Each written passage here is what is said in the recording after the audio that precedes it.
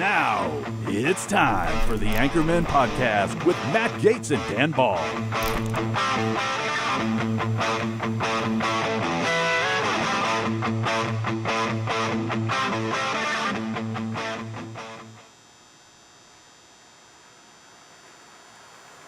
Welcome back to the Anchormen Show. I'm Matt Gates, host of the Matt Gates Show on One American News. And one of the things we love to do on this platform is highlight the exceptional journalism that happens at One American News. I spent most of my time in public life as a legislator, a lawmaker, so it's been great to be a journalist.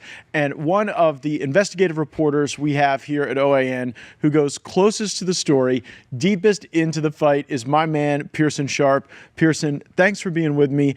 You have had a trip to Russia that we are going to spend the bulk of this discussion on, the people, the culture, where the front lines are, what the sentiment is. But just to give a backdrop, like you have a way about you where you go and do these types of things. You've been to Syria. Just maybe give the audience here a little refresher on some of the journalism you've done that's been on the ground in places of great conflict and consternation. Well, the biggest one outside of Russia would be, of course, Syria. And I went there in 2018 in April, and I went to Duma, it's a little suburb outside of Damascus. And that was right exactly when the chemical attacks had happened. And I got to go into this area that was cordoned off. It was a restricted area. No one else could go in except for the residents and stuff. So we were there before some international teams even got to go in. And we went down into these places that were making headlines everywhere for the wrong reasons. And the narrative at the time was, of course, that President Bashar al-Assad was gassing his own people. He was killing his own civilians, killing his own citizens for his, mustache-twirling, nefarious purposes. And that never made sense to me. That kind of description of what's happening just doesn't make sense, because when you have, and it's the same thing with Ukraine, but we'll get to that. When you have worldwide international attention on this area, you have international observers in the area, you have teams of Western media crews in the area. Do you think that would be the time that you as a leader would choose to gas your own civilians? Like, right on the brink of having an international treaty where you can end the war and things are calming down and you're starting to get along with other Western leaders and President Trump is maybe opening a dialogue. Like, nah, this is the time that I want to gas my people. Like, it didn't make any sense. And so you decide to go there, and what's the evidence you're looking for to prove or disprove this theory? Well, you go there to where they say that it happened and you just start asking questions. It's as simple as that. You talk to the people who were supposedly involved. You go to the place that it happened and you look for evidence of what they're saying happened. And that's just like a whole throwback version of journalism. You're like Clark Kent and Lois Lane and Jimmy at the Daily Planet going to the story. And now journalism has been reduced to tweets and responses and mere commentary on the stories generated by others. It's like the most basic thing you can do is to go there and ask questions. And people afterwards have always talked, wow, I can't believe you went back there and you did. And it's like, it's the simplest thing. You buy a ticket and you go. Well, and that you just do it. Well, and so that spirit of really, I think, proactive journalism is what you've displayed recently in your trip to Russia. And I'm so excited to get into it. Start with, how does this opportunity present itself where you get the opportunity to go and tell this story? Well, so it's kind of a long story. But over the years of doing reporting over there, or reporting about the Ukrainian conflict, I've made contacts in the area, and I think in March, one of them reached out to me and said that they were putting together a team of journalists, international journalists, to go over there and look at this area and just see for yourself what's happening.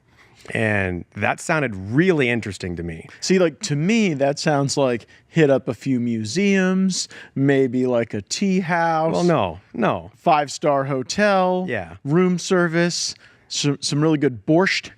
But that is not the experience you had. That's not my cup of tea. I wanted to go over see what was actually happening in these areas. So people had picked up that you were interested in this story, that you'd been following it. You get this invitation. Where do you show up? Who are you talking with? Who is helping to coordinate some of these interactions? So there was an international team, and there was a team that was working with some state agencies, but they were independent. So the Russians knew you were there? Yes. Okay, Yeah, so absolutely. the Russians are aware you're there. Yes. They know you're there. Well, you have to kind of get permission to go into some of these places. Well, sure. I mean, the American government knows when a foreign journalist who isn't a citizen of the country comes here for the purpose of reporting. So, Right. But I never had any like forward-facing interactions with government officials. It was never like, Ivan Ivanovsky of the State Which, by the Bureau. way, is something I'm here to deeply criticize Russia over. Vladimir Putin, you should have allowed Pearson Sharp to interview you, and you are wrong for not granting Pearson his interview request. Lavrov, you're wrong about it. You're all cowards for not standing before Pearson's questions. But anyway, so you're there. What are some of the first scenes you're seeing? Your first perspective on this place that the Western media has been telling you is crippled as a consequence of the war? Well, we land in Moscow, and I mean, right away, the picture is different from what we've been told. And I saw this subsequent times throughout my entire trip. The idea was reinforced that the sanctions and the impact that they're supposedly having is not nearly what we've been led to believe. Life over there seems almost idyllic until you get to right where the actual war zone is happening.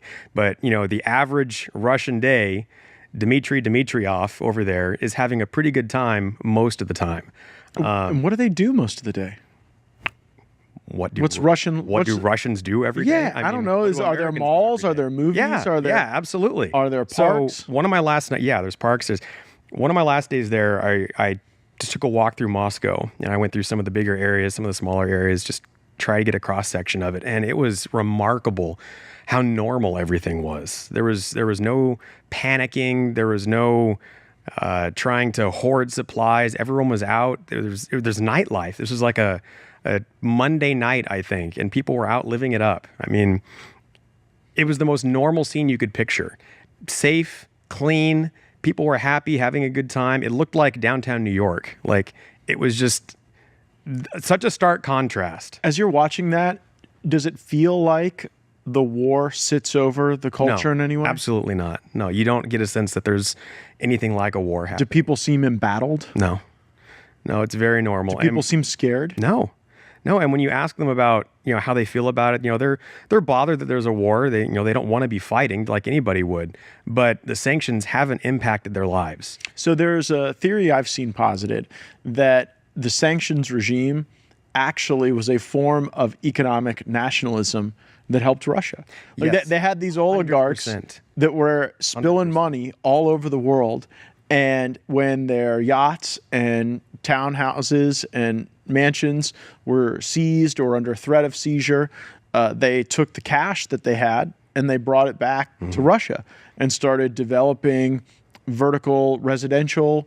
Yeah. They started making investments in Russian factories and manufacturing. So much renovation. And so I'm going sitting on. there thinking, did the sanctions against Russia They hurt us. have like a similar effect to Trump's tariffs? No, they hurt us. Like Trump's tariffs were about giving Americans and American businesses all the incentive in the world to reinvest in our own people. And for like a tax structure, not like a seizure structure. But by the way, what is seizing the assets of Russian oligarchs if not a tax? Yeah. I guess it's like a war tax that we put on their elite. And I remember being in Congress and people bringing us into these strategy meetings and saying, so if we put these sanctions on and squeeze these oligarchs, if we fund domestic spending by reappropriating the assets of some Russians that had New York penthouses, then they will put pressure on Putin.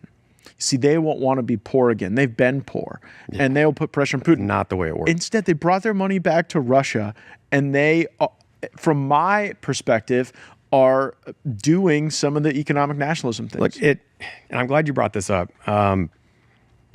That was one of the biggest things I noticed there, is it seems like we shot ourselves in the foot.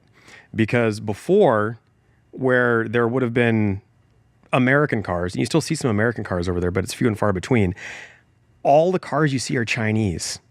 They just gave a big boost. These sanctions gave a big boost to the Chinese manufacturing industry because everything they're buying now is Chinese cars wall to wall. And I was just driving around thinking like, well, America, we lost Taiwan, but at least we saved the Donbas region. Yeah. I mean, but it's like they could be driving American cars, but instead they're driving Chinese cars. Who did that If help? they were the same, because I want to really get into the culture question, because it's what a lot of the arguments you've been making since you've returned have come back to.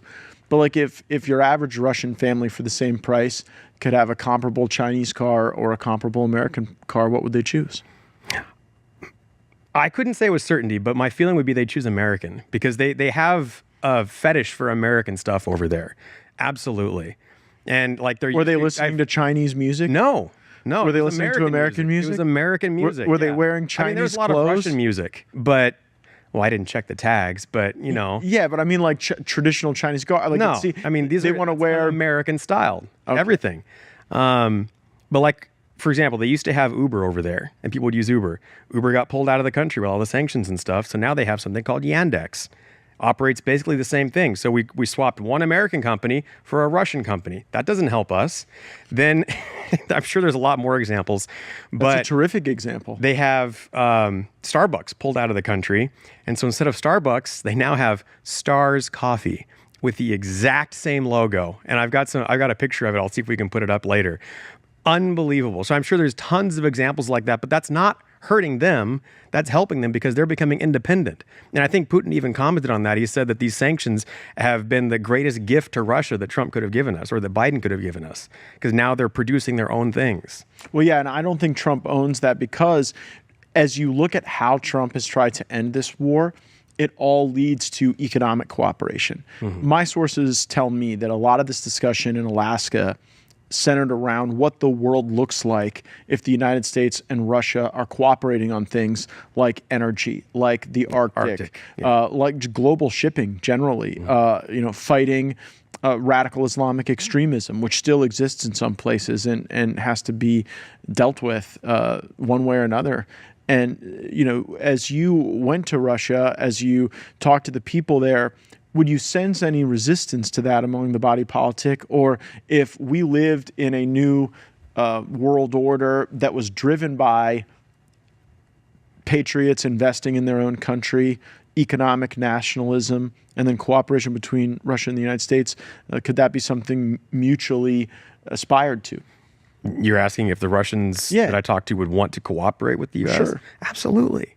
Well, because sometimes like in a war, like I That's would all get they it. wanna do. I would get it if the answer was you guys have been giving a bunch of weapons to people that are shooting at us. Yeah, but they don't and we're have not that really feeling. eager in that type of an economic. They don't have that cooperation. feeling. That blew my mind. I expected that resistance, but it wasn't there. All they want is to cooperate, and I don't see any resentment when I was there towards us, which was. Are there shocking. areas of cooperation I haven't mentioned that that you might have picked up on having been there that you think, hey, there is an alignment between Russia and the United States, or Russian culture and American culture, faith, anything? I mean, like culturally, yeah, I think we have a lot more in common, especially conservatives in America, with Russia, because they have. Right now, I think conservatism and traditional values are in a renaissance period in Russia, like a real resurgence towards going back to old-fashioned values, especially with regarding faith. And a lot of the Russians I talked to were extremely orthodox in their beliefs, very, very traditional, especially with Christianity. And when I talked to Alexander Dugin, he genuinely felt like from his core that this was a battle between good and evil, that Russia was fighting for the side of Christ and for the side of Western civilization against the forces of Satan. And those were his words. And when you look at what's do they happening, think about us as on the side of like good they don't or think about Satan? the United States as being part of Satan, but they think that we've been infected. There are elements in our society and our culture, which that's hard to argue with when you look at what's happening in our country. I mean, Any country. Well, any country in the West, especially. Yeah. But the cultural decay and Satanism that we have here in America is hard to deny. So from that perspective, it's easy to see why they want to resist that. And they look at it as a civilizational battle. And that's one problem I'm having with my reporting is coming back from there, you want to be balanced. You want to have the pros and cons. And from what I've seen, it's very hard to find any of the cons. Like Cons with what?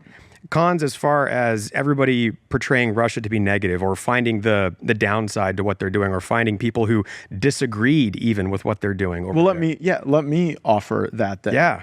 I mean, even for someone who was sympathetic to the argument that NATO was encircling, that Biden was kind of blowing through some of these buffers recklessly and without a real plan. I look at the amount of death and I look at the amount of bloodshed, and I look at Trump as a willing partner for peace. He's showing that in the Middle East. He's shown that throughout Africa. Why isn't Putin doing more to forge that peace? And by the way, I'm not saying Zelensky is a Boy Scout here. I think he's done plenty to sabotage, and I think that there have been some consequences for him as a result of that. But like, you know what I wish? I wish Putin and Trump could have emerged out of Alaska and said, look, we're meeting again in 6 weeks, and we believe that we will have a ceasefire and then to see bloodshed reduce. Instead, we've seen Putin increase the acuity of some of the attacks against Ukraine since Alaska. Mm-hmm. And I don't know why he doesn't see Trump's presidency as an opportunity to get past the Biden mistakes, understand that Europe needs a security structure that includes Russia, obviously, and doesn't isolate a major power and energy provider, and that does what our foreign policy has traditionally done for the last half century, and that is not ensure a Russian-Sino relationship that becomes far more difficult for the West to combat when making our argument for freedom and democracy. I think, and this is very complicated, I think that Putin and Trump came away with a deal fairly solidified. I think they reached an agreement, and I think they have an understanding. And I think right now what we're seeing is posturing. I think they're both playing a game, because what Biden and the deep state and Obama and Victoria Nuland and all of them have done since 2014 and even before then is entangle the United States and Russia and Europe in this morass of a conflict that you can't just go in, shake hands, and end in one day. Yeah, but you could also not provoke. Yes, like when Lavrov shows up wearing the USSR sweater, that's disrespectful to Trump. That's provocative, and that is not like, we're not going to reassemble the USSR. No, we're not. And that gets into a whole other issue, which I found very interesting. I don't think he wants to reassemble the USSR, and he made a comment about when you remember the past of your own country, it's not necessarily that you want to bring it back. It's just that you're recognizing that it happened. And sure, there must have been a statement that he's making wearing that to that event. That's not an accident. But I was surprised when I was there about the almost nostalgia that a lot of Russians, especially younger Russians, have towards the USSR. And I don't know if that's just rose-colored glasses looking back at the past, but I think... But do you believe that energy can be channeled into the type of productive economic nationalism we've discussed without the border-shattering interventionism? So what I think that is during the USSR, during Soviet period, Russia and the Russians had a very solid core identity. They knew who they were. They stood for something. Even if that thing was evil a lot of times, they felt like this is our country and this is our nationalism and we stand for this. We know what this is. And then in the 1990s, all that fell apart, and a lot of the Russians I talked to, all of them, felt completely betrayed by the West, who they thought they were opening up to. And they felt like they got taken advantage of and abused and thrown to the gutter in so many different ways, and their national identity was just shredded, and people were just scrapping their country for parts. And so the view of the USSR today is kind of looking back to when they stood for something. And I think that's what they're calling back for. Not necessarily a Stalin-esque period of brutality, but that national identity. That's what I think that represents. How common do you think that is globally? Because I see a lot of places reaching for that, and I see the places that achieve it and get. I look to my friend in El Salvador, Nayib Bukele. Building on that nationalism was like central to their success and their security wins. And I wonder if in Russia they look at this war in Ukraine as the springboard to something else. And I really don't know what that something else is. What the neocons would tell you is they're taking Moldova. They'll be walking through the Baltics. Did you get the sense that that's what the next thing is, or what is it? Absolutely not. And I asked Dugin this, and he said there is absolutely no ambition to take any other part of Europe, but Ukraine is central to Russia's identity. And they have to have that for their national security. Like, when you say have that, are we talking Crimea and the Donbass? No, or are you saying Ukraine. They need to be hoisting the Russian Ukraine. flag over Kyiv? Yes. And do you believe they will stop until they achieve that? Putin doesn't seem like he will. He's made comments that they're going to take all of Ukraine. Dugin doesn't speak for Putin. They're very close, but he doesn't speak for him. In his view, 100% Ukraine must be part of Russia. And he told me if that does not happen, or if they're going to lose, they'll use nuclear weapons to secure it. I don't know that Putin shares that view. I think Putin is a very shrewd strategist, and I think he's biding his time, and he has shown unbelievable restraint, I think, over the last few years from the provocations of the West. And I try and flip the script, and you would probably get this, but I think a lot of people probably haven't thought of it this way. If Russia and Mexico and Central America created this anti-United States alliance, they were all in on it together, and it was just to oppose the United States. And then, in that alliance, Russia started putting a bunch of military operations right on our border with Mexico. And they started carrying out military drills off San Diego's coast. We wouldn't stand for that. That wouldn't be tolerated. But that's exactly what we're doing to Russia. That's exactly what NATO is doing to Russia. Like, NATO was created to oppose Russia. I long have believed that we should have offered Russia NATO membership. Yeah, absolutely. Because really, if NATO was always just going to be about threat constructing Russia, then some war between NATO and Russia was always inevitable.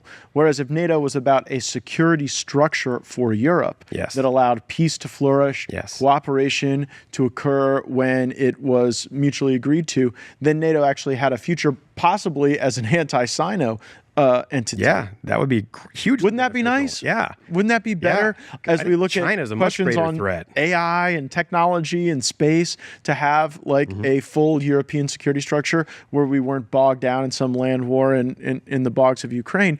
But the motivation around nuclear weapons, I think, is something President Trump is very sensitive to. He talks about this a lot publicly, about his apprehension to even use the word, because it is such a game changer. What you just said is like definitely the promo clip of the show, right? You saying that you went to Russia, you had this meeting, there's someone who is actively talking about the use of nuclear weapons. How do you think the populace in Russia would react to that? Nobody wants a nuclear war. Nobody does. But the Russians that I talked to, like I said, view this as a do or die situation. Like, why? Can't Ukraine be a country with a capital in Kyiv that looks westward, and people in Russia go about their lives in their nightclubs on Monday night, just like always? They don't view Ukraine as being a country, as being a real country. Like, a lot of the Russians actually every Russian that I talked to said that Ukraine is not a real country. Like, do they feel the same way about Moldova? No, I'm not entirely sure Moldova's a real country. Well, yeah, I mean, that argument could be made, but no one's talking about that. They're talking about Ukraine specifically. Right, but the domino theory is one the neocons present. Yes, but no one ever mentioned anything past Ukraine. I'm so excited when we get our Merriweather Farm shipments in. You get a beautiful piece of ribeye. Look at that marbling. Now, I take it out of the package, let it get down to room temperature. All I've got on here is a little salt, a little pepper, and then a little avocado oil. And then I've had my pan preheating with a little oil.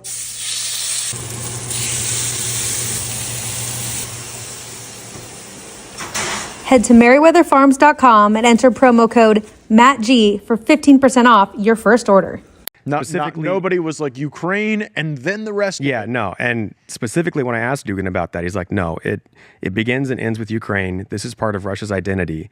We have to have this. And I think that was part of it's a viewpoint of national security, because they have been encroached upon so many times, and they view Ukraine at this point as kind of a cancer because it keeps attacking them, and it's been left open to these anti-Russian leaders who are using it as an excuse to attack Russia. And so they want to secure that. And I asked him, well, what if you get a guarantee that there is a neutral leader in Kiev and you can keep the eastern Ukraine and Crimea?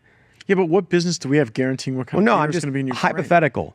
Hypothetical. Yeah. Would that satisfy Russia? And Dugan said, no, that would not satisfy. We have to have all of Ukraine, because if we leave any part of it left, it will come back and attack us. I don't believe that to be true. It's fine if that's Dugan's perspective. And I guess if that's Russia's perspective, it tells us a lot about where this fight is going. How close did you get to the fighting? It's hard to say exactly because I couldn't see a map of like where the front lines were in relation to us. You looked like you were with some dudes who were pretty close to it. Yeah, we were in some training grounds, some training camps, and our closest point I think was probably 10 to 15 kilometers from the front lines. Well, that's like a California bike ride. Could be, yeah. But saying that, when we were in Donetsk, and goes back to another point I wanted to make, you mentioned that Putin and Russia have been escalating the attacks recently. And I think that's part of the problem we have, is that we get one side of the story over here. Because while I was in Donetsk, just a day before, a school had been attacked by a drone. A school? A school had been attacked by a drone. Like a school for just children. College? No, children. These were middle school and I think high school children. It might have even been elementary school. But the atrocious part about that is if you fly a bomber over a city and you drop bombs on it, you can't guarantee where the bombs are going. But if you're flying a drone, you direct it where to go. You know exactly what you're hitting when you hit that target. So the Ukrainians targeted a school. And do you think that it's not being reported for a military purpose? Well, no, there's no military targets in the area, none whatsoever. Were the military generals hiding in the school cafeteria? No, I mean, I didn't check under the desks, but was that the allegation around those attacks? The point is that wasn't reported. You hadn't heard about that. No. We don't get that story here in the West, that Ukraine is attacking the civilian areas. And I saw apartment buildings. I was there, and I saw apartment buildings that were bombed by Ukraine. And I talked to people who had been bombed by the Ukrainians, and they told me this. So this was not something that you hear over here. The other thing was recently it made the news that Russia flew some jets into NATO territory and didn't turn their transponders on. And why would they do that if they weren't provoking? We do that all the time. The U.S., NATO flies planes into Russian airspace all the time, and we don't turn our transponders on. But that never makes the headlines. So it's like, you only get one side of the story. I'm not trying to be a Russian apologist, but these are facts you have to look at when you're trying to determine who's right and who's wrong. What do you think the status of free speech and journalism are in Russia today? That's a good question. I asked quite a few people that. The last couple of days I was there, we went to this World Youth Festival, which was held in Nizhny Novgorod, and I think there were 3,000 or 4,000 people there, and there were youths being from, I think, mostly college. I'd say mostly college-age people who were there, but from everywhere. I saw lots of Africans, lots of Chinese, all over the world they were there. It was a sort of an international cooperation kind of event. And I got a chance to talk to a lot of Russians who were there. And I asked them specifically how you feel about free speech in Russia and in journalism. And most of them, I'd say probably 75%, believed in free speech in Russia and thought that it was an open platform and that you could... I don't think we'd hit 75% in the United States. Yeah, well, look at Putin's numbers. He's doing pretty good over there. Well, it certainly helps when you constrain free speech and execute your political opponents. So, to that point, that's what the people there said. They thought that it was free. I had one guy who vehemently denied that there was free journalism in Russia, and he thought that it was absolutely being constrained. And I asked him on a whim where he gets his news, if he thinks that Russian news is untrustworthy. And he said The Guardian, BBC, and CNN. He said those were his sources. So, bless his soul. Bless his soul. In the South. The translator I had with me said that we consider him a liberal in Russia.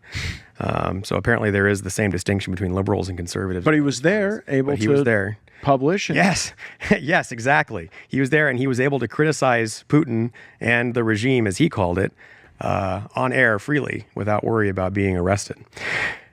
Interestingly, I think that he was actually the person who then reported me to the authorities there at the festival for agitating people and causing problems and asking inappropriate questions at a youth festival. You got reported at a youth festival and so for being an agitator? And then I had Pearson police Sharp. following me around, interrupting different interviews that I tried to do. And the police were like, look, we don't have a problem with you. We think you're fine, but you keep getting reported. So I the first time they came up and talked to me, and they had my picture. They knew who I was. They were looking for me. And so they stopped me and were like, okay, yeah, you can't be doing this. They had to get a translator to tell me what they were saying because they didn't speak English. And this girl... That could have ended very poorly for you. Yeah, you could have. But they were very nice. But they said, look, we appreciate what you're doing, but you can't do that here. So please just go off and do it somewhere else. And so I was talking with the girl, and she spoke English very well, and she was Russian. So I was like, well, would you care to be interviewed? And she said, yes. So we went someplace where no one else would see, like the corner of this conference hall. No one around us whatsoever, no one to overhear us. And so I started interviewing her, and the police came over about 5 minutes later and was like, someone reported you. You've been, asking these questions about the war and Ukraine and everything else, and it's upsetting people. I'm like, who? Who could have done that? Well, but doesn't that create sort of an uncomfortable dynamic for a journalist? I mean, you're a well-known American journalist, but if you were an upstart Russian journalist, the police are saying your questions upset people, that doesn't really sound like freedom of the press to me. It doesn't, but I think it was that guy. I'm pretty sure it was that one guy, and he was reporting me. He sounds very powerful. Well, he was one of the organizers of the event, it turns out. Okay, so there it is an imperfect dynamic there. You have mentioned on my daily show and a little bit here this intersection of faith as a real building block for cultural cooperation. Mm-hmm. What's the status of the church in Russia? Did you meet a lot of believers? Mm-hmm. How's it organized? What role does the church play in Russian life? I would say it's central to Russian life as far as what I saw.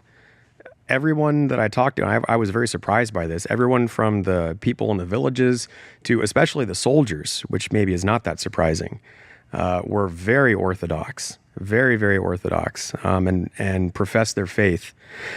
And that seems to be one of the core tenets of why they're involved in this conflict to begin with, is that they, like I said, they feel that this is part of their civilization and they're defending their faith.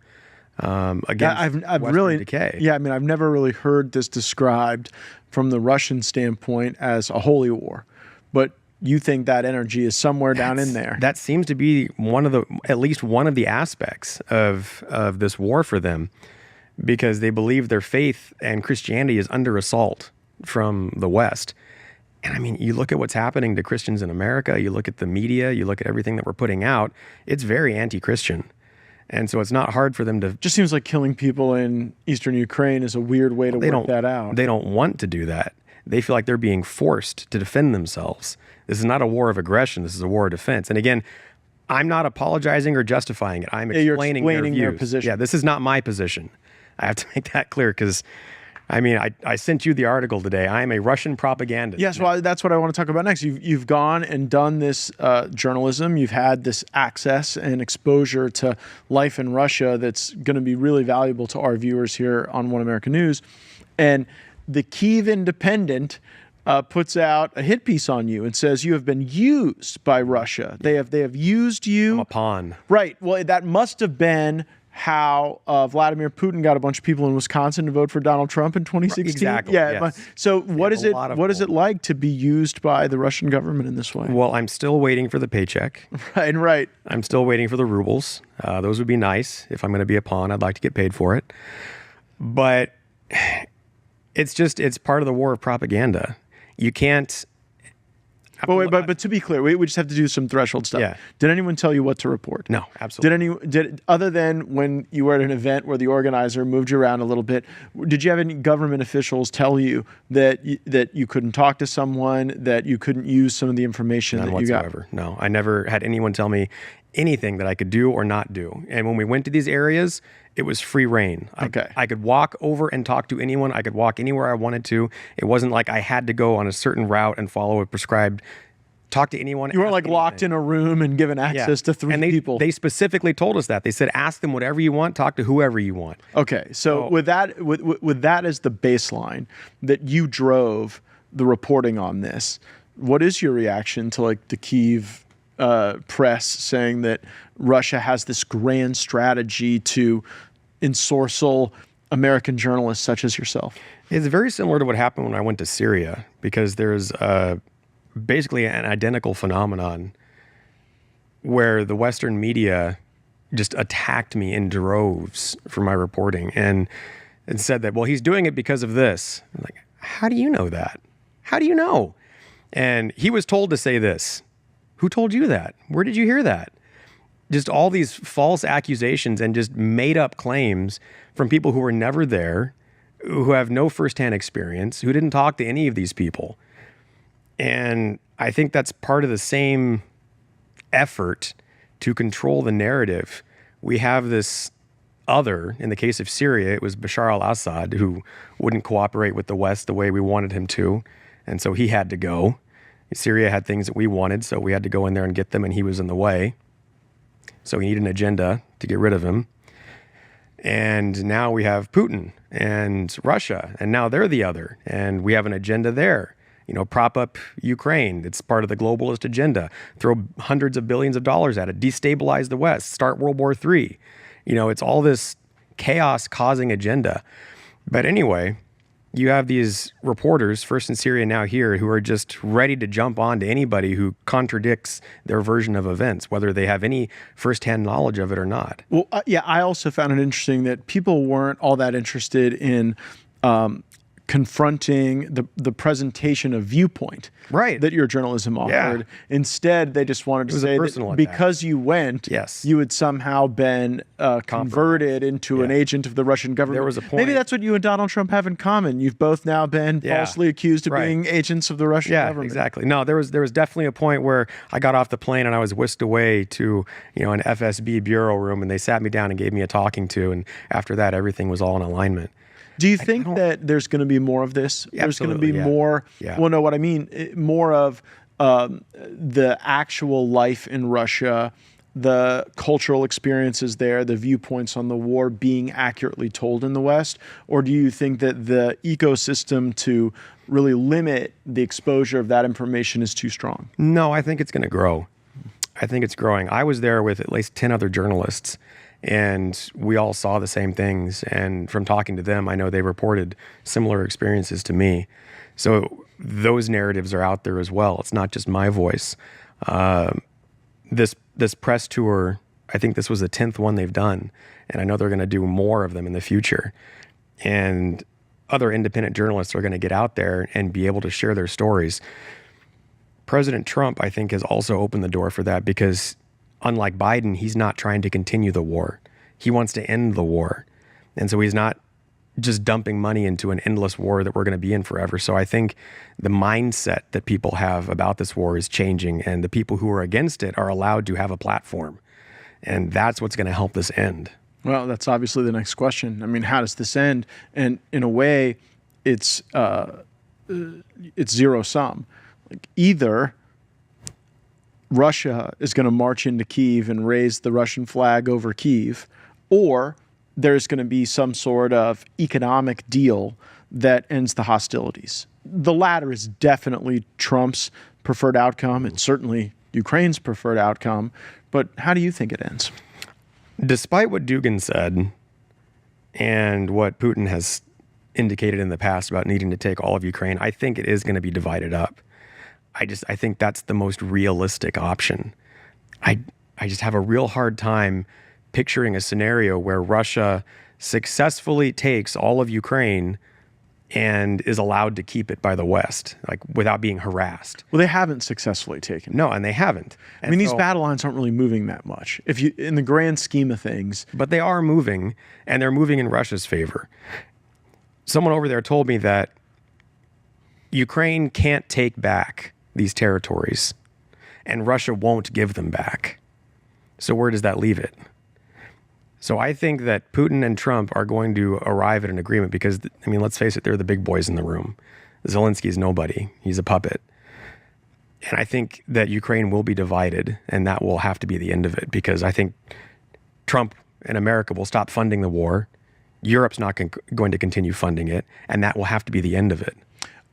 Our viewers are really going to get something special when this Sharp report comes out. Is there a specific person, a specific interview that was your favorite, putting it together? Well, Dugin's was phenomenal just because he's, I agree or disagree with him, he is a brilliant man. He's very, very shrewd. I felt like an ant talking to him. His knowledge is unbelievable. But the most powerful interview for me was the old man that I spoke with in Gorlovka, who was living in that bombed out building. And I think I mentioned to you before, the pain and the sorrow in his eyes when you talk to him was overpowering, and his sincere desire for peace with America and hope that we could resolve this was very inspirational. The most powerful moment would be two moments for me. One was in the Alley of Angels, which was in Donetsk, and it was a memorial for the children who were killed. One of the areas that has had some of the most fighting. Yeah. And it wasn't much. It was a little archway in a park, but there was a bunch of flowers and toys that were laying at the foot of it, and they gave us some carnations that we could lay down. And that, as a father, that was very difficult for me to be there and to experience that. And since then, I didn't know anything about the Alley of Angels before I went, but since then I've heard Ukrainian leaders have come out. I think it was the Minister of Defense. Someone will correct me, but it was someone very high up who said that, one, it not only doesn't exist, it's a fake, it's a forgery, but two, that when Ukraine retakes that area, they're going to demolish it, which is just appalling on so many levels. And it brings to mind another point, which was there are several memorials for Ukraine in Russia. In fact, there's one right outside of Red Square, and I forget, but it was a memorial for one of the towns that was destroyed during the war. And it's right there. No one's touched it. It's a memorial for Ukraine, and it's right there, right outside of Red Square, and it's not being desecrated. No one's trying to destroy anything. It's there in remembrance. And I think that shows a difference in a mindset between the Ukrainians and the Russians, as I definitely see a lot more animosity from the pro-Ukraine side than from the Russian side. The last thing I wanted to say was the other really powerful moment was we went to a school in Gorlovka, and they've had to cancel in-person classes because the schools keep getting bombed so much, which tells you a lot. So a lot of the students are now learning remotely. But there was a room in the school, and I think there were pictures on the wall. They had a mural set up. It was 27 children. And one of them was I think it was a 2-month-old baby. A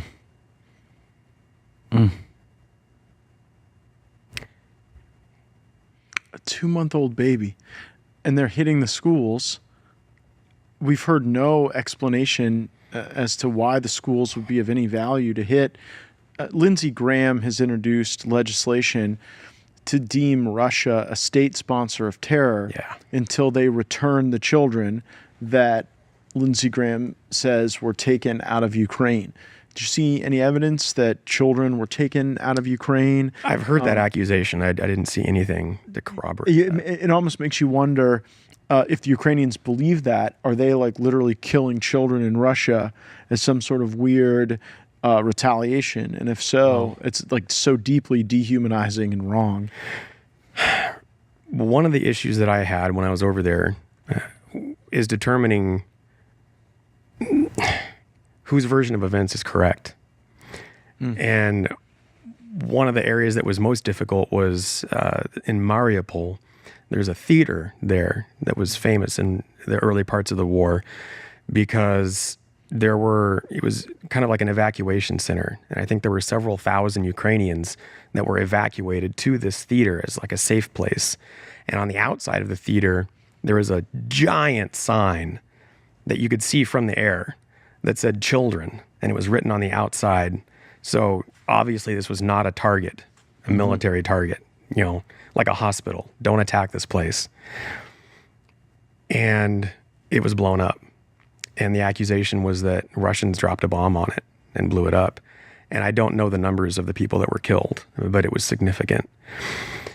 And so that was one of the examples, and still is, that Ukraine and others use as a justification for Russia being this vile aggressor. However, when I was there, I actually went to that theater and I talked to people who lived there and people who had seen it happen. And I didn't talk to this person, but I was told about them, that there was a survivor who was in there. And I said, I used as an example, I said, the West points to this theater as an example of Russia's aggression. How do we justify this? And they said, well, that's not what happened. And one of the survivors said that on that day, they were ushered into that area by the Ukrainians, the military, who were also carrying in crates of explosives. And that they filled the center of the theater with these explosives, and then they left. And then the Ukrainians blew up the theater with the people inside. And I've been told that the investigators, a forensic analysis shows that the explosion was not from top down, but was from bottom up. I can't prove that, but that's what I was told. It really does make you want to ask. I mean, you know what it reminds me of? It reminds me of some of the questions we were asking about the Assad attacks in Syria. Yes. Because there was some evidence we were seeing that some of that was not delivered through bombs, but may have been delivered with other delivery systems. Right. And that got us thinking, well, gosh, that makes us think it might not have been Assad. And now here, almost a similar tactic. Almost a similar thing, but the point, people just kind of accept these stories without proof. You hear it and you think, oh, that's awful. And it just, you build it into the because it came through a wire. It came through a wire. But when you stop and you think about it, I mean, who on the Russian side would drop a bomb on a building that said children? I mean, you would genuinely have to be a homicidal maniac to do that kind of thing. That'd be horrendous. And the Russians that I taught, these are... But what a powerful piece of propaganda. What a powerful piece of propaganda. What a touchstone to get people involved. The Russians were bombing children. Man, if history finds out that survivor was telling the truth when they were sharing that story in that community you visited, it will tell us so much about the lies of modern warfare. When folks are done watching this incredible piece you're going to put together for the Sharp Report, how are they going to feel differently about this conflict between Russia and Ukraine? I genuinely hope that this information will help people realize this war is not necessary. That was my biggest takeaway, is that we don't need to be fighting this war. None of us do. The senselessness of the lives that are lost and are being sacrificed on this, and especially of the children. I really hope that people will question what they've been told and stop just accepting what they see on social media at face value, because there's such an agenda to sell this war and to continue it. And what can fight that, if not social media? Information. You have to fight information, with bigger information. And you have to... it's easier to lie to somebody than to convince someone that they've been lied to. And people have to have an epiphany. There has to be something that's shocking enough to break you out of that mindset. And actually, there was a lady that I interviewed there. She was one of the translators. And she, at the start of the war, she was Russian. She was hardcore anti-Putin. And she wore a Ukrainian flag, and she went to Red Square, and she protested against Putin and against the regime and the killing of the Ukrainians. And on a fluke, she happened to be attached to someone who was going down to the Donbass region, and she was going to be the translator for them. And she went down there expecting to see confirmation of, all these things. And it completely changed her mind. And she told me that the moment that her whole script flipped, like everything turned upside down for her, was when she went to this village and they went to talk to a resident there, and he took them to their backyard, and there was a makeshift graveyard for the people there and for the children who had died. And that was when everything just like broke apart inside her. And I think a lot of people need to have that moment before they realize that what they've believed is wrong. You can't just suddenly one day switch your whole belief system. And that's what it is for a lot of people. The people who have Ukrainian flags on their cars, you can't just sit down and talk to them for 10 minutes and change their mind. You can't just show them Well, if you wait long enough, it'll be the LGBTQ flag, then it'll be the trans flag, then it'll be a little black square. The current thing, whatever it is. Yeah, now Gavin Newsom's cartography, whatever it is. Whatever it is. Well, you know what? I think that's why this type of journalism is so gritty and so admirable. It's why I'm so proud to be here at One American News, where we're allowed to do this type of journalism. It makes it so different. This is not corporate journalism you get here on our network. This is an ownership structure that allows fearless reporting, and that's what this was. And I just think the perfect capstone is that you got the critique from the Kyiv media, and I think that's how you really get a reward for showing effectiveness, is that you get that kind of attention. But great work. Cannot wait to see this episode of Sharp Report. Folks need to make sure they get the OAN Live app so that you always get the very best of Pearson's work. It is the primo way to not miss anything, to be able to go back on demand and really make sure that you're steeped in this critical information. And the other thing you need to be ready for is flu season. Flu season is right around the corner. Do not let it catch you off guard. Be prepared with All Family Pharmacy. Their process is simple and straightforward. A licensed doctor reviews every order, and the prescription is included. Now, unlike big chain pharmacies, this is not a situation where they're just going to push the flu shot on you as the only option. All Family Pharmacy believes in medical freedom. They give you real options to pick the medicine you know will work for you. So now it's time to stock up your cabinet with all the essentials. Tell them I sent you, allfamilypharmacy.com. You're going to get Tamiflu. You're going to get ivermectin, antibiotics, antivirals, hydroxychloroquine, immune support, more than 200 medications to choose from. It's my go-to pharmacy for prescription medications and supplements delivered right to my door. Shipping is fast. It's available. Be proactive.